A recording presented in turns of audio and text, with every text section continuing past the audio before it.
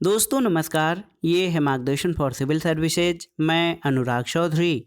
दोस्तों लुसेंट जी के सामान्य ज्ञान श्रृंखला के अंतर्गत इस वीडियो में प्रस्तुत है प्राचीन भारत के इतिहास का महत्वपूर्ण टॉपिक सिंधु सभ्यता से संबंधित महत्वपूर्ण प्रश्न। इसमें हम सिंधु घाटी सभ्यता नामकरण, सिंधु घाटी सभ्यता के प्रमुख स्थल, उनके खोजकर्ता, उत्खननकर्ता एवं विशेषताओं से संबंधित सभी महत्वपूर्ण तथ्यों को कवर करेंगे जो आपके आगामी परीक्षाओं के लिए बहुत ही उपयोगी हैं। तो आइए शुरू करते हैं आज का टॉपिक सिंधु घाटी सभ्यता से संबंधित महत्वपूर्ण प्रश्न। दोस्तों सबसे पहले जानते हैं कि सिंधु घाटी सभ्यता का जो तिथि निर्धारण है या काल निर्धारण है वो किस तरह से किया गया है। तो रेडियो कार्बन यानी C14 जैसी नवीन विश्लेषण पद्धति के द्वारा सिंधु सभ्यता की सर्वमान्य तिथि 2400 ईसा पूर्व से 1700 ईसा पूर्व मानी गई है। तो याद रखिएगा, रेडियो कार्बन कार्बन 14 जैसी नवीन विश्लेषण पद्धति के द्वारा सिंधु सभ्यता की सर्वमान्य तिथि 2400 ईसा पूर्व से 1700 ईसा पूर्व मानी गई है और सिंधु घाटी सभ्यता का विस्तार जो है वो त्रिभुजाकार है। दोस्तों आप जान लीजिए कि तिथि निर्धारण की कार्बन 14 या C14 की खोज अमेरिका के प्रसिद्ध रसायन शास्त्री V.F. लीवी के द्वारा 1946 में की गई थी और इस पद्धति में जिस पदार्थ में कार्बन 14 की मात्रा जितनी ही कम रहती है वह उतनी ही प्राचीन मानी जाती है। सिंधु सभ्यता की खोज किसने की? तो बहुत ही महत्वपूर्ण, सिंधु सभ्यता की खोज 1921 में राय बहादुर दयाराम साहनी ने की थी और सिंधु सभ्यता को आद्य ऐतिहासिक यानी प्रोटो हिस्टोरिक अथवा कांस्य युग में रखा जा सकता है। इस सभ्यता के प्रमुख निवासी द्रविड़ एवं भूमध्य सागरीय थे। देखिए, सर जॉन मार्शल जो कि भारतीय पुरातत्व सर्वेक्षण विभाग के तत्कालीन महानिदेशक थे। दोस्तों सर जॉन मार्शल ने 1924 में सिंधु घाटी सभ्यता नामक एक उन्नत नगरीय सभ्यता पाए जाने की विधिवत घोषणा की थी और सिंधु सभ्यता का सर्वाधिक पश्चिमी पुरास्थल दाश्क नदी के किनारे स्थित सुतकांगेडोर जो कि बलूचिस्तान में है, पूर्वी स्थल हिंडन नदी के किनारे आलमगीरपुर जिला मेरठ उत्तर प्रदेश में, उत्तरी पुरास्थल चिनाव नदी के तट पर अखनूर के निकट मांदा जम्मू कश्मीर में और दक्षिणी पुरास्थल गोदावरी नदी के तट पर दाइमाबाद जिला अहमदनगर महाराष्ट्र है। और ये तथ्य बहुत ही महत्वपूर्ण है। सिंधु घाटी सभ्यता का जो पूरब पश्चिम उत्तर दक्षिण विस्तार है इसमें आप जान लीजिए कि सर्वाधिक पश्चिमी पुरास्थल सुतकांगेडोर बलूचिस्तान में, पूर्वी पुरास्थल आलमगीरपुर मेरठ उत्तर प्रदेश में, उत्तरी पुरास्थल मांदा जम्मू कश्मीर में और दक्षिणी पुरास्थल दाइमाबाद अहमदनगर महाराष्ट्र में है। और सिंधु सभ्यता या सैंधव सभ्यता नगरीय सभ्यता थी। दोस्तों सैंधव सभ्यता से प्राप्त परिपक्व अवस्था वाले स्थलों में से केवल 6 को ही बड़े नगर की संज्ञा दी गई है और ये 6 बड़े नगर हैं मोहनजोदड़ो, हड़प्पा, गढ़वारीवाला, राखीगढ़ी, धौलावीरा और कालीबंगन। तो याद रखिएगा, सैंधव सभ्यता से प्राप्त परिपक्व अवस्था वाले स्थलों में केवल 6 को ही बड़े नगरों की संज्ञा दी गई है। इसमें मोहनजोदड़ो, हड़प्पा, गढ़वारीवाला, राखीगढ़ी, धौलावीरा और कालीबंगन है। दोस्तों धौलावीरा भारत में सिंधु घाटी सभ्यता की पहली साइट है जिसे यूनेस्को ने 2021 में विश्व विरासत स्थल की सूची में शामिल किया है। देखिए, स्वतंत्रता प्राप्ति के बाद हड़प्पा संस्कृति के सर्वाधिक स्थल किस राज्य में खोजे गए हैं, ये प्रश्न बनता है। तो याद रखिएगा, स्वतंत्रता प्राप्ति के बाद हड़प्पा संस्कृति के सर्वाधिक स्थल गुजरात राज्य में खोजे गए हैं और सिंधु घाटी सभ्यता का सबसे बड़ा स्थल याद रखिएगा मोहनजोदड़ो है, जबकि भारत में इसका सबसे बड़ा स्थल राखीगढ़ी घग्घर नदी के तट पर है जो हरियाणा के हिसार जिला में स्थित है और इसकी खोज 1963 में सूरजभान ने की थी। तो याद रखिएगा दोस्तों, सिंधु घाटी सभ्यता का सबसे बड़ा स्थल मोहनजोदड़ो है। भारत में सबसे बड़ा स्थल राखीगढ़ी हरियाणा में स्थित है। दोस्तों देखिए, लोथल और सुतकोटदा सिंधु सभ्यता के बंदरगाह थे। ये भी बहुत ही महत्वपूर्ण तथ्य है आपके लिए कि लोथल और सुतकोटदा सिंधु सभ्यता के बंदरगाह थे और जुते हुए खेत और नक्काशीदार ईंटों के प्रयोग का साक्ष्य कालीबंगन से प्राप्त हुआ है।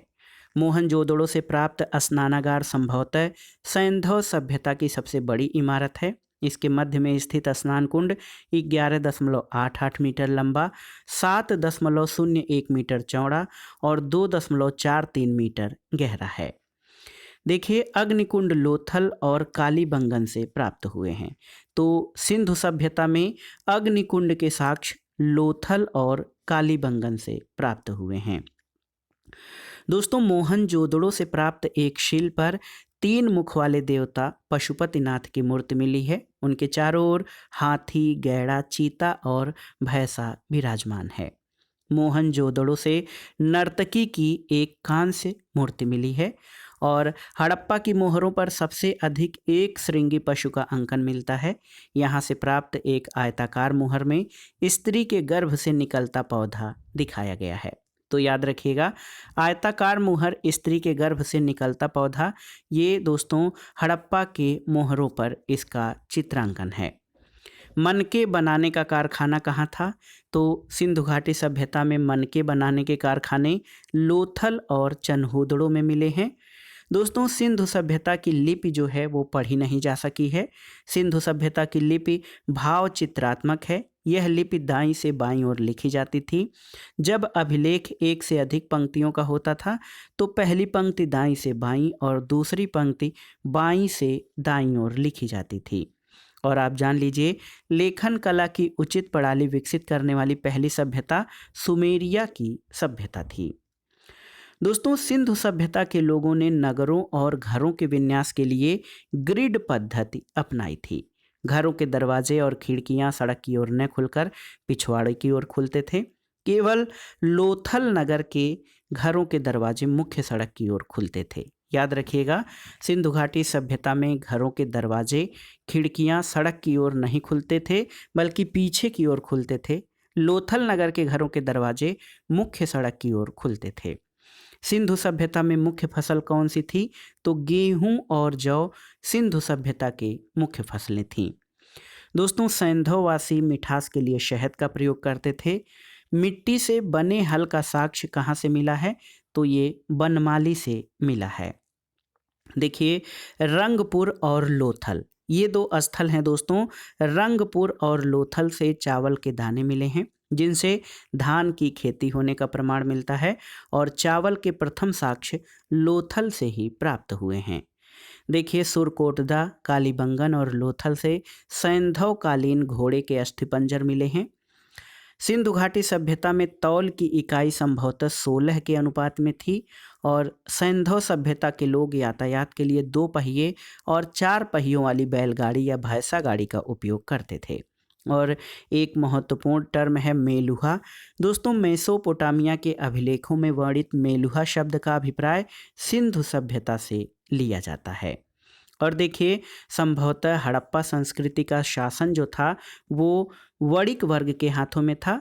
और एक विचारक हैं पिग्गट ने हड़प्पा और मोहनजोदड़ो को एक विस्तृत साम्राज्य की जुड़वा राजधानी कहा है। सिंधु सभ्यता के लोग धरती को उर्वरता की देवी के रूप में मानकर उसकी पूजा करते थे। और देखिए, वृक्ष पूजा और शिव पूजा के प्रचलन के साक्ष्य भी सिंधु सभ्यता से मिलते हैं। एक महत्वपूर्ण तथ्य और जान लीजिए कि स्वास्तिक चिन्ह जो अपने यहाँ बहुत शुभ माना जाता है, स्वास्तिक चिन्ह संभवतः हड़प्पा सभ्यता की देन है और इस चिन्ह से सूर्योपासना का अनुमान लगाया जाता है। सिंधु घाटी के नगरों में किसी भी मंदिर के अवशेष नहीं मिले हैं।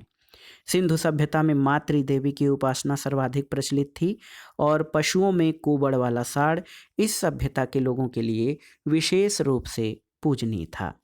स्त्री मृण मूर्तियाँ यानी स्त्री की मिट्टी की मूर्तियाँ अधिक मिलने से ऐसा अनुमान लगाया जाता है कि सैंधव समाज मातृसत्तात्मक समाज था। दोस्तों, सैंधववासी सूती और ऊनी वस्त्रों का प्रयोग करते थे। मनोरंजन के लिए सैंधववासी मछली पकड़ना, शिकार करना, पशु पक्षियों को आपस में लड़ाना, चौपड़ और पाशा खेलना आदि साधनों का प्रयोग करते थे। और सिंधु सभ्यता के लोग काले रंग से डिजाइन किए हुए लाल मिट्टी के बर्तन बनाते थे। सिंधु घाटी के लोग तलवार से परिचित नहीं थे। और देखिए एक महत्वपूर्ण तथ्य, कालीबंगन। दोस्तों कालीबंगन जो है ये एकमात्र हड़प्पा कालीन स्थल था जिसका निचला शहर सामान्य लोगों के रहने के लिए भी किले से घिरा हुआ था। कालीबंगन का अर्थ होता है काली चूड़ियाँ, और यहाँ से पूर्व हड़प्पा स्तरों के खेत जोते जाने के और अग्नि पूजा के प्रथा के प्रमाण मिले हैं। दोस्तों पर्दा प्रथा और वेश्यावृत्ति सैंधव सभ्यता में प्रचलित थी। शवों को जलाने और गाड़ने यानी दोनों प्रथाएं प्रचलित थीं। हड़प्पा में शवों को दफनाने जबकि मोहनजोदड़ो में जलाने की प्रथा विद्यमान थी। लोथल और कालीबंगा, याद रखिएगा, लोथल और कालीबंगा में युगल या युग्म समाधियां मिली हैं। सैंधव सभ्यता के विनाश का संभवतः सबसे प्रभावी कारण बाढ़ था, और आग में पकी हुई मिट्टी को टेराकोटा कहा जाता है। जान लीजिएगा, आग में पकी हुई मिट्टी को टेराकोटा कहा जाता है। यहाँ पर एक महत्वपूर्ण तथ्य और जान लीजिए कि सिंधु काल में विदेशी व्यापार क्या होता था, इसमें कौन सी वस्तुएं आयातित की जाती थीं और किस प्रदेश से। देखिए तांबा जो है ये खेतड़ी राजस्थान से, बलूचिस्तान से और ओमान से आयात किया जाता था। चांदी अफगानिस्तान और ईरान से, सोना कर्नाटक, अफगानिस्तान और ईरान से, टिन देख लीजिए, टिन जो है अफगानिस्तान और ईरान से आयात किया जाता था। गोमेद के लिए सौराष्ट्र से गोमेद आयात किया जाता था। लाजवर्त मेसोपोटामिया से, और सीसा ईरान से मंगाया जाता था। अब आइए देख लेते हैं दोस्तों बहुत ही महत्वपूर्ण सैंधव सभ्यता के प्रमुख स्थल, नदी, उत्खननकर्ता और उनकी वर्तमान स्थिति के बारे में। और यहाँ से हर बार परीक्षाओं में प्रश्न अवश्य पूछे जाते हैं। तो ये देख लीजिए सैंधव सभ्यता के प्रमुख स्थल, किस नदी के किनारे वो स्थल स्थित थे और उनकी वर्तमान स्थिति कहाँ है। देखिए सबसे पहले हड़प्पा के बारे में जानते हैं। हड़प्पा दोस्तों सिंधु घाटी सभ्यता का प्रमुख स्थल है और इसकी खोज सबसे पहले दयाराम साहनी ने 1921 में की थी। और दोस्तों इसी के नाम पर कभी कभी सिंधु घाटी सभ्यता को हड़प्पा सभ्यता भी कहा जाता है। तो जान लीजिए हड़प्पा रावी नदी के तट पर स्थित है और इसकी स्थिति पाकिस्तान के पंजाब प्रांत के साहिवाल जिले में स्थित है। और हड़प्पा स्थल की खोज दयाराम साहनी ने 1921 में, माधो स्वरूप वत्स ने दोस्तों इसका उत्खनन 1926 में, और व्हीलर के द्वारा 1946 में भी यहाँ पर कुछ कार्य किया गया था। तो याद रखिएगा हड़प्पा प्रमुख सिंधु घाटी सभ्यता स्थल रावी नदी के तट पर स्थित है और इसकी खोज दयाराम साहनी ने 1921 में की थी। ये पाकिस्तान के पंजाब प्रांत के साहिवाल जिले में स्थित है। दूसरा प्रमुख स्थल मोहनजोदड़ो है जो कि सिंधु नदी के तट पर स्थित है और इसकी वर्तमान स्थिति पाकिस्तान के सिंध प्रांत का लारकाना जिला है। और मोहनजोदड़ो की खोज राखाल दास बनर्जी ने 1922 में की। मैके और व्हीलर, मैके ने 1927 और व्हीलर ने 1930 में यहाँ यानी मोहनजोदड़ो में उत्खनन कार्य किया था। चनहुदड़ो दोस्तों ये सिंधु नदी के तट पर स्थित है जो कि पाकिस्तान के सिंध प्रांत के नवाब शाह जिला में है। और मैके ने 1925 में इसका उत्खनन करवाया था और NG मजूमदार ने 1931 में। कालीबंगन ये घग्घर नदी के तट पर स्थित है, राजस्थान के हनुमानगढ़ जिले में इसकी वर्तमान स्थिति है। अमलानंद घोष 1951 में और बीबी लाल और VK थापर ने 1961 में दोस्तों कालीबंगन का जो है उत्खनन किया था। कोट दीजी प्रमुख जो सिंधुकालीन स्थल है दोस्तों, ये सिंधु नदी के तट पर स्थित है कोट दीजी, और ये सिंध प्रांत के खैरपुर नामक स्थल से खैरपुर नामक स्थान पर है। फजल अहमद ने 1953 में इसकी खोज की थी। रंगपुर दोस्तों ये मादर नदी के तट पर स्थित है और ये भारत के गुजरात के काठियावाड़ जनपद में स्थित है। रंगनाथ राव ने 1953-54 में इसकी खोज की थी। रोपड़ दोस्तों ये सतलज नदी के तट पर स्थित है और इसकी अवस्थिति पंजाब के रोपड़ जनपद में है।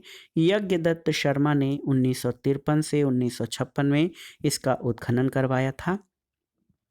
लोथल प्रमुख सिंधु घाटी सभ्यता स्थल है दोस्तों।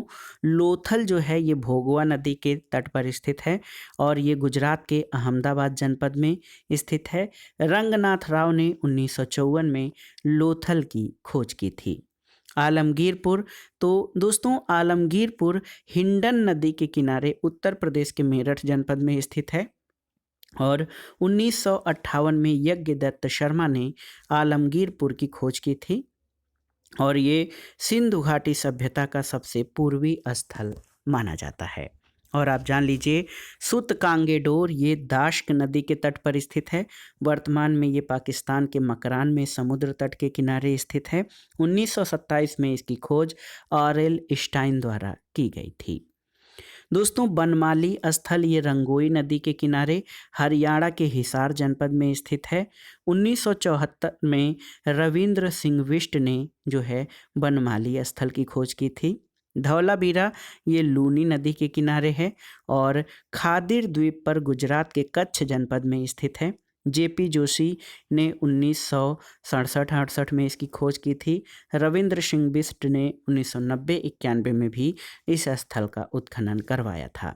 और सोतकाह ये शादी कौर नदी के किनारे दक्षिणी बलूचिस्तान का स्थित जो है स्थल था और जॉर्ज डेल्स ने 1962 में इसका उत्खनन करवाया था। तो दोस्तों ये था आज का वीडियो सिंधु घाटी सभ्यता से संबंधित महत्वपूर्ण प्रश्न जो आपके आगामी परीक्षाओं के लिए बहुत ही उपयोगी हैं। आप इन प्रश्नों को तैयार कर लीजिएगा। दोस्तों वीडियो आपको कैसा लगा हमें कमेंट बॉक्स में ज़रूर बताइएगा। वीडियो को लाइक करें, शेयर करें और इस चैनल मार्गदर्शन फॉर सिविल सर्विसेज को सब्सक्राइब करें। वीडियो देखने के लिए धन्यवाद। नमस्कार।